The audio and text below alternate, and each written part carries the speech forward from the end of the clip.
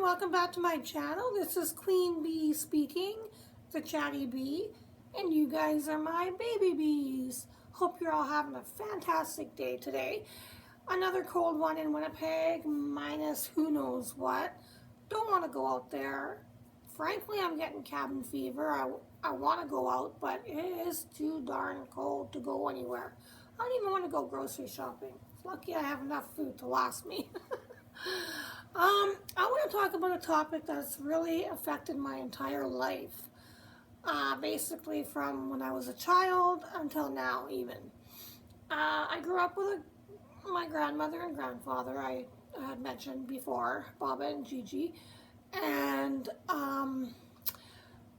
my grandmother was a really bad alcoholic. I mean, she drank whiskey from morning till night every day, and she would hide bottles around the house. When I was too young to know what was going on, I basically just thought that's just the way she was and what she did, until I was about 8 years old. And my biggest fear was watching her fall. That really made a huge pit in my stomach. I would get scared to go to school because I would be scared that she would fall. There are many times where I called her from school or from a friend's house, and I was on the phone with her and she fell while she was on the phone with me. I would run home, like literally sprint all the way home, and every time she fell, I died a bit inside. I hated her drinking so much, and I used to hide her bottles. She used to hide her bottles. I would find them, and I would hide them somewhere else. But she always ended up finding them, and she always had. I don't know what you guys have where you are, but we have 26 ounce, 40 ounce, and 66 ounce with the handle. It used to have a handle, now it just comes in a big 66 ounce bottle. So back then she would have like 6 of these 66 ounces with the handle stored in the basement. And when I finally realized what it was and why she was acting different, and when she was drunk versus sober, because I woke up in the morning to get ready for school, she was obviously different from that when I came home from lunch. And then when I came home from school, she was completely hammered. And I can tell by the way she talked that she was drunk, and I hated it. I hated it so much. There was this one time that I didn't want her to get drunk, and she was getting me to pour her drinks at this point. I think I was about 8 or 9 years old. And she would drink it either with water or with ginger ale. That's it. So I would pour her a drink.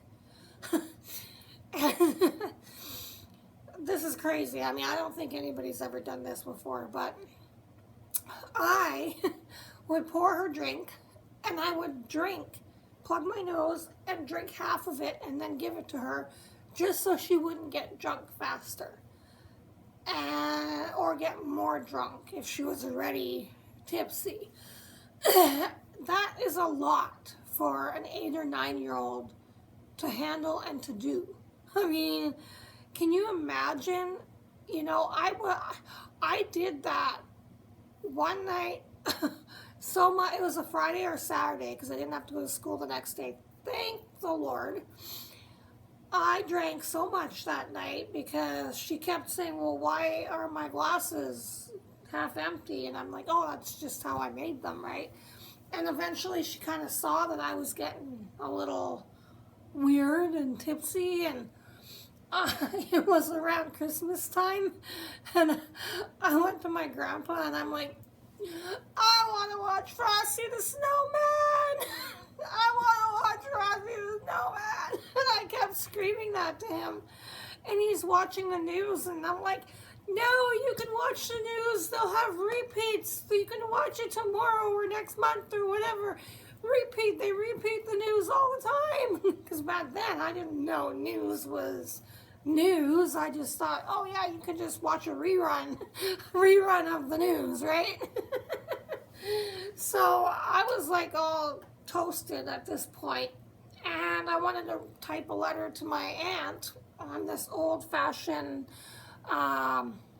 typewriter that we had, you know, the ones where you have to push, no, sit, where you have to push the numbers or the letters down really hard and the thing goes bing, bing, bing, bing, bing. Well, I wanted to type my aunt a letter. And when it was all said and done and I went to bed or passed out, I don't know what, I can't remember, I woke up, I was so sick. I mean, I was to the point where I couldn't eat. I was just, my head was pounding. I was like a hungover 8 or 9-year-old. Can you imagine? And I was small. Like, I was small all my life. I mean, in my adulthood, for the most part, 90% of my adulthood, I was like 110 to 120 soaking wet. And so when I was young, I mean, I was just this little twig. And that's why it was so easy for me to get beaten up, because I was so small compared to a lot of people. But I woke up and I was just really sick. And then I looked at what I tried to type my aunt, and it was all a bunch of blurbs, and it didn't make any sense whatsoever. So that didn't work. So I just continued trying to find her bottles, because she would hide them all the time, to the point of calling my aunt and saying, Baba's drinking again. We would fight so much when she was drunk, because I hated it. It was the worst feeling in the entire world. Only people who have been raised by alcoholics, I think, can relate to what I went through. And you know what? Watching Peter Mon's video on children of alcoholics, that really touched a chord with me, because but the thing is, he got to spend years with his mom enjoying sobriety, where I didn't. My grandma passed away in '95, and she passed away an alcoholic. When we moved out here, my aunt tried to get her help. She tried to get her to go to AA, and nothing helped. I think my grandma ended up stopping drinking for about a month, and then she started slowly up again, and then all of a sudden she was back at it again. When we lived in BC, there was one time where my mom came to visit for Christmas, and my aunt, and we had a bunch of family over. And I went to bed, and I woke up, and Baba was in the hospital. So I asked my mom, I'm like, where's Baba? And she said, oh, she fell down the stairs last night and broke her neck. She did. She was so drunk, she went down the basement stairs, butt over tea kettle. And you know what? Being drunk, I think, was her saving grace. I think that if she wasn't drunk, she would have died of a broken neck, but because she was drunk, she was relaxed. It's the same analogy as when you think of drunk drivers. Why are they always the ones, most of the time, not to get hurt, and other people are the ones to get hurt or die? Because they're drunk, they're relaxed, their body is just kind of limp. So she, that's how she was when she was drunk. So when she fell down the stairs, she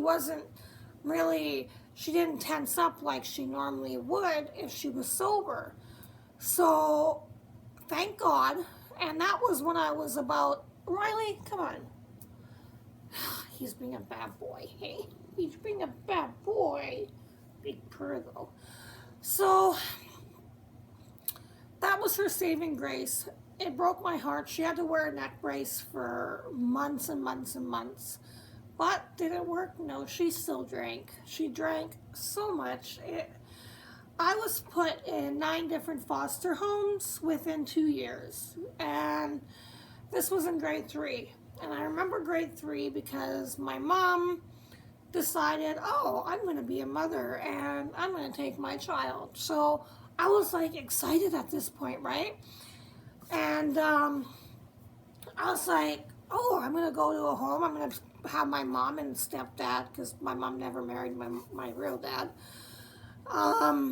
And I was ecstatic. I'm like, yeah, I'm going to live with my mom for, she's not going to be drunk, and I'm not going to have to worry about, drunks. But I was always also still worried that my grandma didn't have me there, but it was hard having to deal with and live with an alcoholic.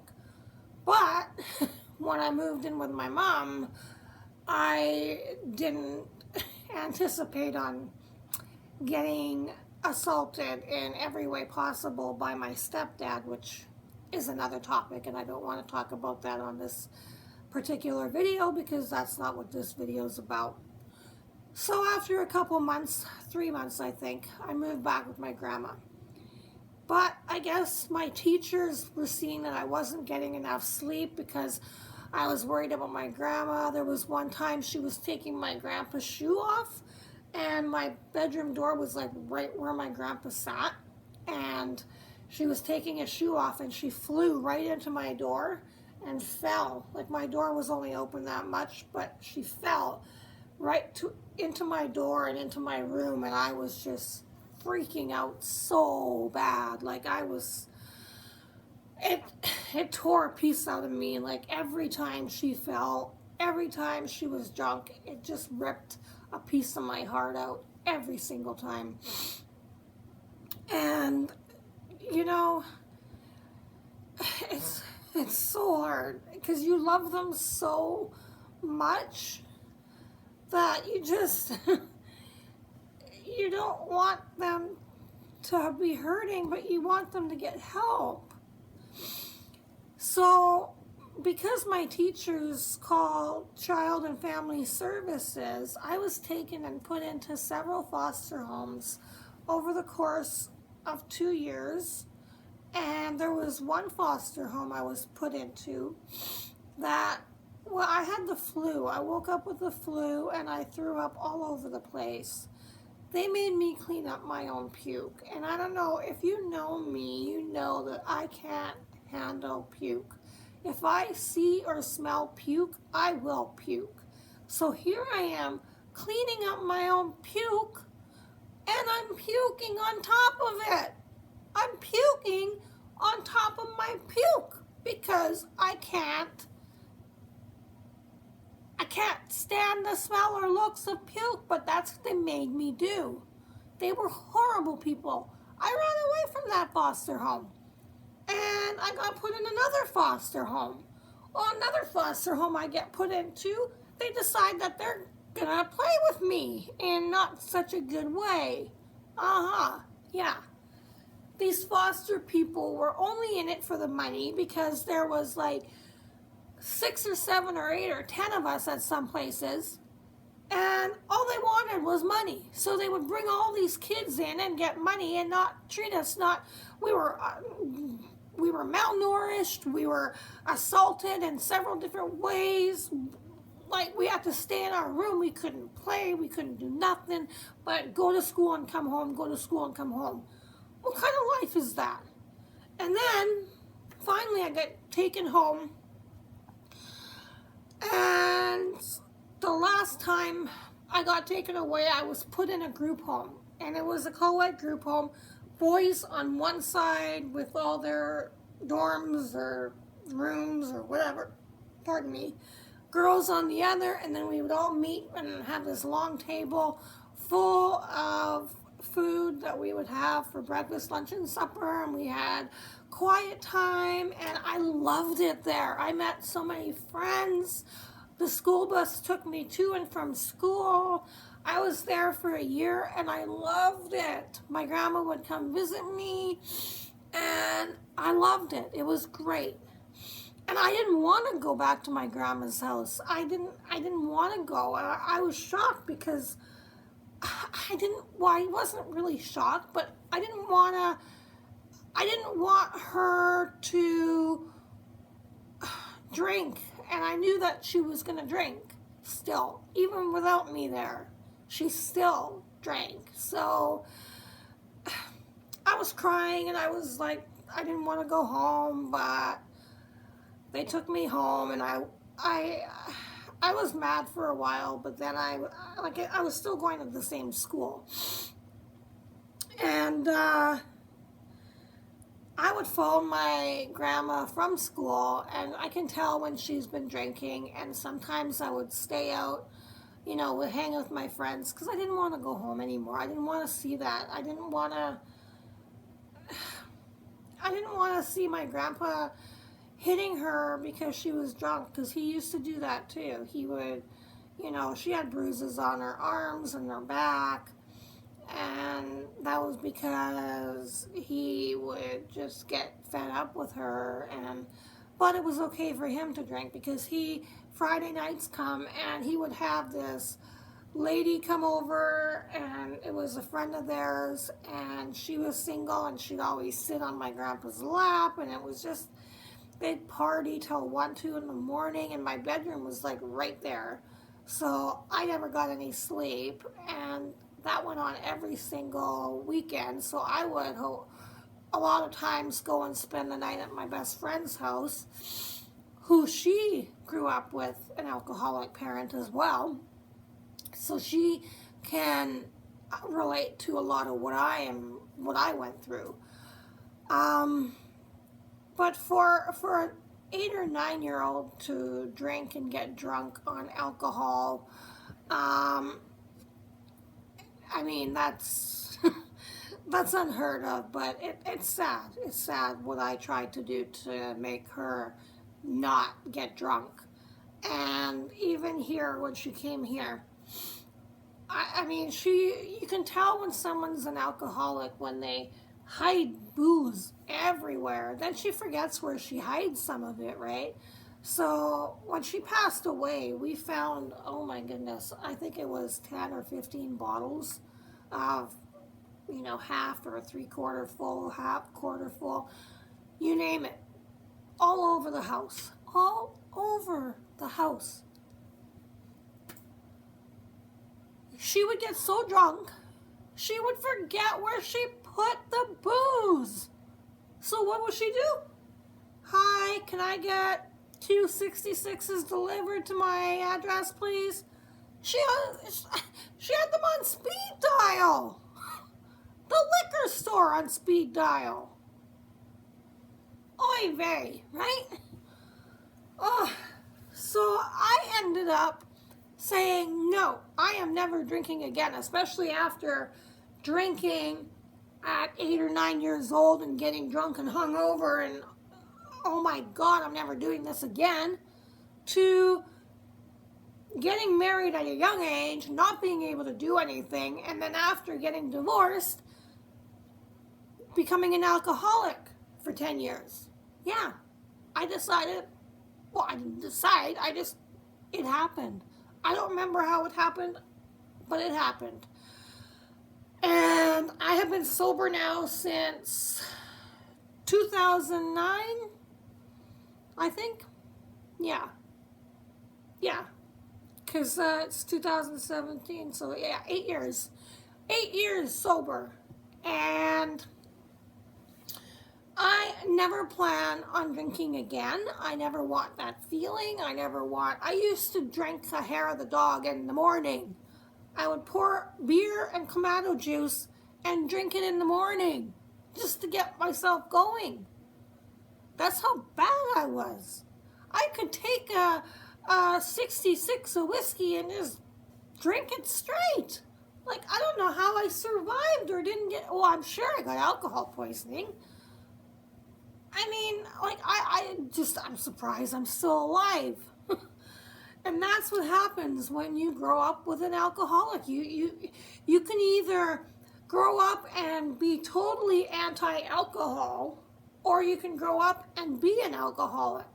Well, I was the latter, and even after swearing up and down that I was never going to drink after that time that I felt so horrible after trying to drink her drink, Because in my mind, I didn't know what alcohol was at 8 or 9 years old. I was like, well, you know, it's just alcohol. I don't know.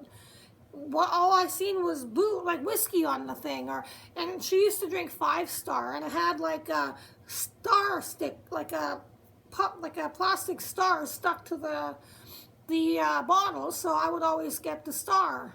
All I knew that it was 5 Star. I didn't know what it was, alcohol, booze, whatever.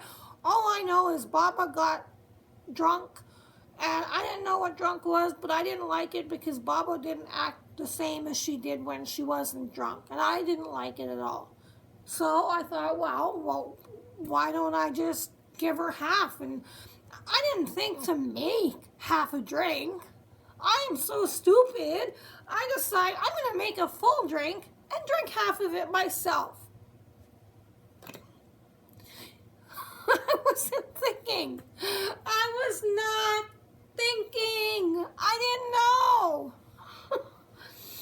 So, I mean, I love her. I love her to death. When she passed away, she got cremated, but we had an open casket for the funeral, and it took 3 of my uncles to pry me off her body. 3 of my uncles to pry me off her body because I would not let go. And I cried and cried and cried and cried. I had to be taken to the hospital when I found out she passed away because I freaked out so badly. I don't remember, and they popped a pill under my mouth and I was fine. It was the worst day. I loved her, and I still love her until this day. She was my mother, my father, my mother, my best friend, my grandmother, everything rolled up in one, and she had a disease. And I could not get her to stop. And I wish to God that we could have enjoyed sobriety together, but it didn't happen. She passed away. And it was hard. It was hard growing up. I mean, I can tell you stories of when I was in foster homes, when I lived with my mom briefly. There are so many things I can tell you, and hopefully if someone else is going through something that I went through, hopefully I can help you and I can inspire you to know that you're not the only one, and that people are listening to you and people are here for you. I'm here for you. I'm here as a voice on the internet to speak for people who can't speak for themselves. And that's what I want to be. I want to be someone who inspires people the way I was inspired. And I know I've said that before, but it's true. I've been inspired by so many YouTubers, and they're so fantastic, and I've already named them off. And they're still, I watch their videos every single day. They're part of my life. They're part of my day. And that's what I hope to one day be for you guys. I hope to be part of your day. Part of your day where you pop on here and listen to what I chat about next, you know? Like, that's what I want to be for you guys, and to share my, experiences, good and bad. I don't want this to be a melancholy channel. I want this to be a channel of variety of good, bad, happy, sad, mad, you name it. I want it to be a little bit of everything. Like I said, I'm the queen bee, and you're my baby bee. So if you guys have any comments, leave them below. I would love to hear your thoughts on this. And if anybody is going through what I went through, I would love to hear your story. I don't know what else to say. It was a hard childhood, and I'm in a better place now, but it still affects me. It still it hits me sometimes, but I think it always will. But I hope you guys enjoyed this video, and if you did, give it a thumbs up, subscribe, and I really hope to see you in my next video. You have a great day, and I love you all so, so much, and I look forward to talking to you in my next video, my little baby bees. I love you. Mwah. Bye, guys.